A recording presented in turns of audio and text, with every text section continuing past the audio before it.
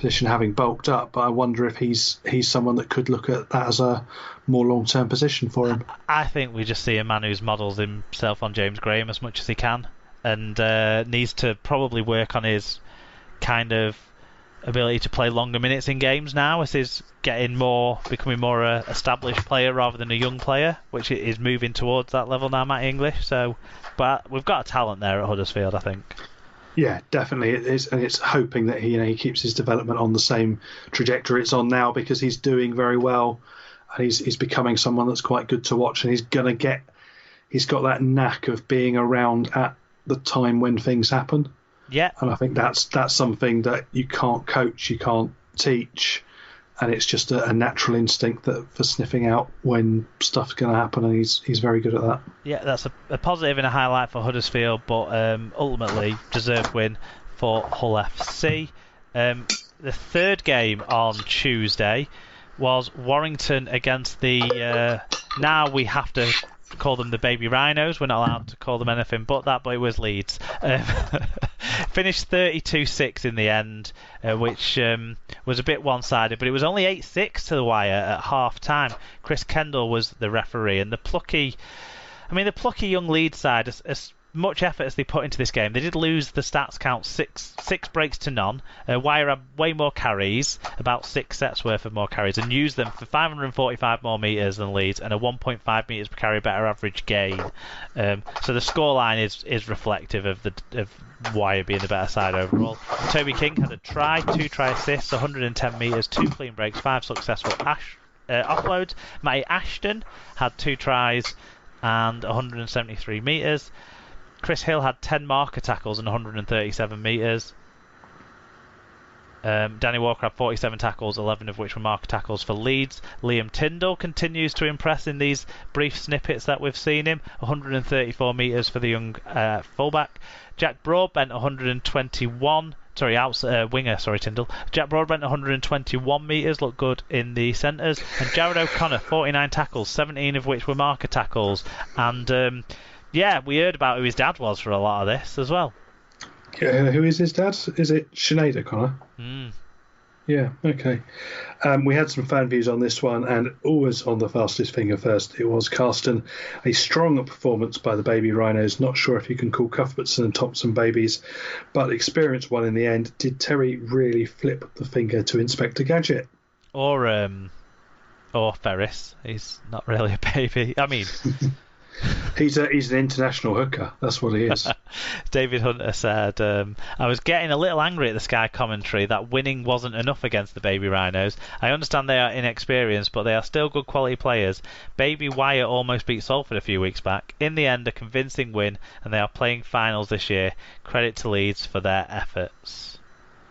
On the disciplinary, Sitaleki Akwala, who got sin bin in this game, quite justifiably so, possibly should have been a red card, and that's been underlined by his dangerous throw being given a grade C charge and a 3-match penalty notice for the Warrington prop. No arguments there, Tim. No, it was clearly dangerous, clearly a red card, and something that you don't like to see, and it was out of control, really, wasn't it? As well, it was as well as dangerous. It was vertical.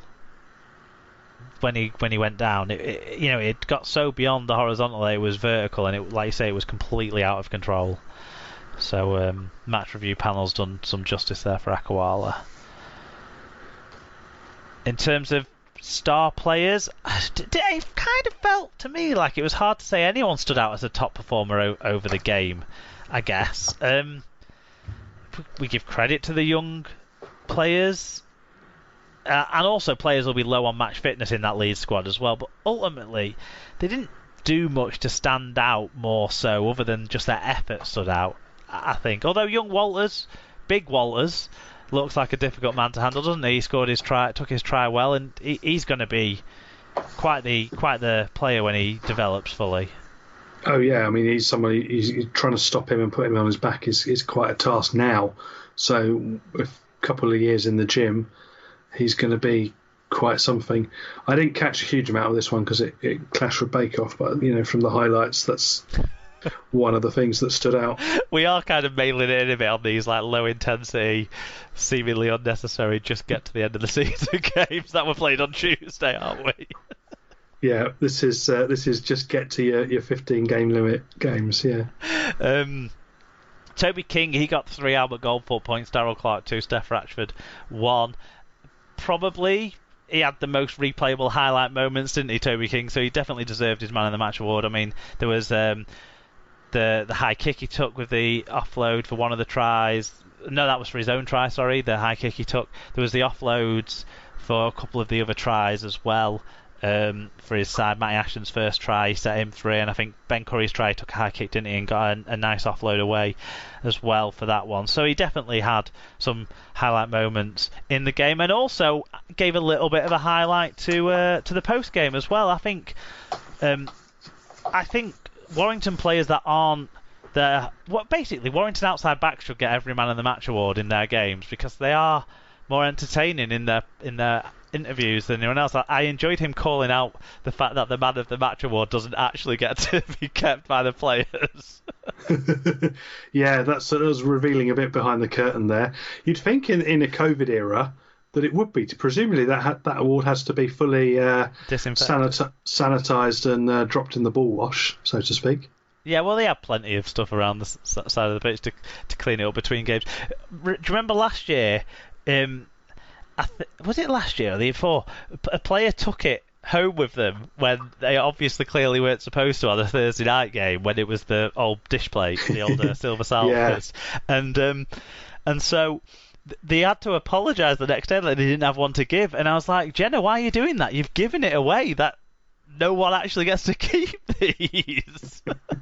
Until then, the myth had been perpetuated that, Robert Elson had the draw of these things. It might have even been I think it might have even been an Angela Powers special.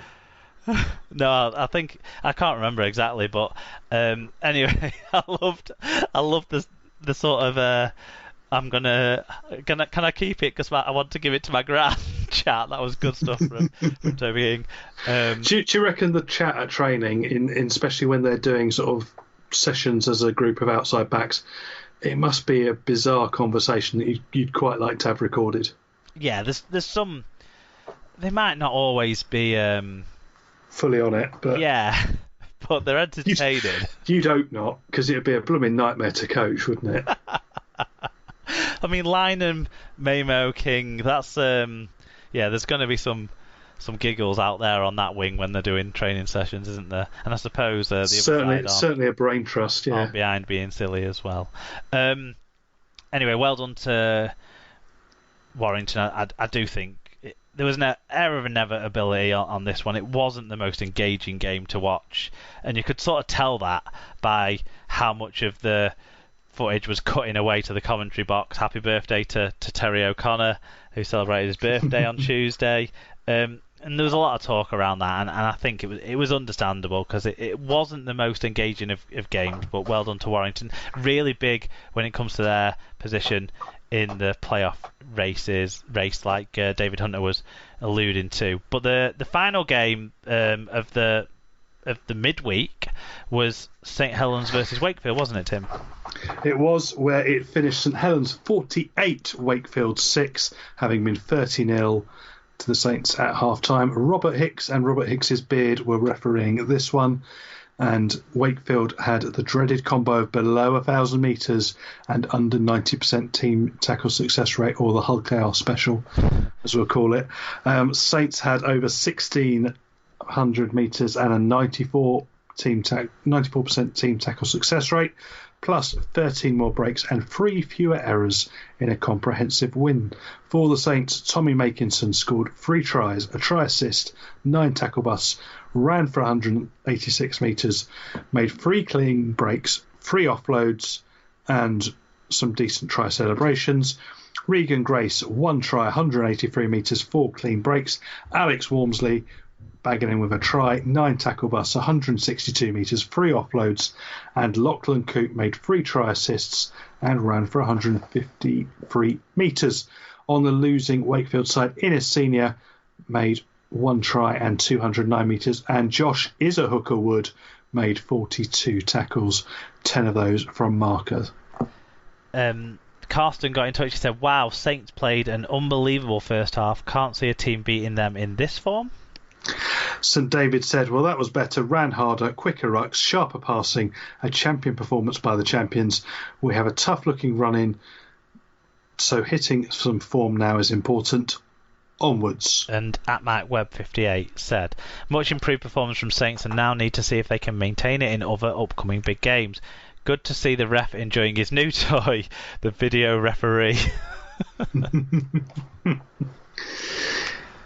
Yeah, I mean, Saints, as David alludes to, you can't, and Carsten says, can't see anyone stopping at this point, unfortunately, bar a COVID outbreak. No, the first half of this game from St Helens was everything that the first half of last week's game against Wakefield wasn't from St Helens, was it, really? Yeah. It's the first way to say it. Kevin Nguama got a caution for his use of knees when he slid in on Young Walker, I think, at the back. Yeah, a Billy Slater special, that was. Yep. Star man for me, I mean, he got 3 Albert Goldthorpe points with Lachlan Coote, and I just think he's absolute class for St Helens. He played such a good role, didn't he, in setting up Makinson's tries, and he just controls so much. I mean, Roby got 1 point in the Albert Goldthorpe, Makinson in between them with 2 points for his spectacular finishes. And Makinson was class in this game, actually, he really was. But Coote is, I mean, it's a shame he missed such a big part of the season for his point of view, because I really think he'd be out there running away almost with the Man of Steel at this stage if he'd played those first 4 games or so that he missed. I think so. I think the only thing is the way the Man of Steel voting works these days. But in that Saints side, there's just so many people who can take points off you on any given week. I think if it was the old-fashioned way of doing it, he'd be a long way ahead. But he's consistently in the points every week, even though there are so many other players who can, Walmsley, Lomax, Farge, Grace, Percival when he's fit. But Coote's still always getting points every week. I don't know. But Makinson, I mean, that the way he contorted his body to finish his second try, I mean, the skill where he managed to get his body off the floor whilst reaching behind him with the put down was just fantastic. Then his hat-trick try, he showed his speed and his power, didn't he? Like running over someone to finish it. And then don't discount his ball skills as well, because the offload for Nguama's try was pretty special too, where he flung it back inside as he was heading into touch. And he is someone that Sean Wayne and Christian Wolf need to sit down and come to an agreement with, and work out a proper schedule and loading plan, and some time off and some breaks, because we need him in this level of form this time next year when it's coming into the World Cup. He is a priority player to get sorted and make sure he's not only fit but in the best possible condition that he can, because ultimately it will benefit Saints to have him there and have that World Cup experience, but he is someone who could really change games for us at that level. We don't want to see him kicking a cheeky pointless drop goal at the end of a Grand Final with a broken shoulder next year, do we? No, exactly. Yeah. Give whichever senior it was it? The one who's on loan, Innes senior, give him some credit for showing a clean pair of heels to Regan Grace on his try. Well done there. Yeah, that was impressive. There you got, if you can get away from Regan Grace, you're doing pretty well. That was nice, but again, it's just Saints were just dominant and Roby doing Roby things. Yeah, now James Roby's try, talking of Regan Grace as well, I'm fairly convinced that brilliant smuggled offload as he was going into touch by Jack Wellesby, I'm convinced though that it touched Regan Grace's hand on the way through to Roby and Regan Grace was stood in touch, but the camera angles didn't quite pick it up conclusively, I guess. So the skill of Wellesby and the support play of Roby were rewarded rather than the little bit in between. But I did want to talk about a video refereeing decision in this game, actually, and it's good that video refereeing got brought up.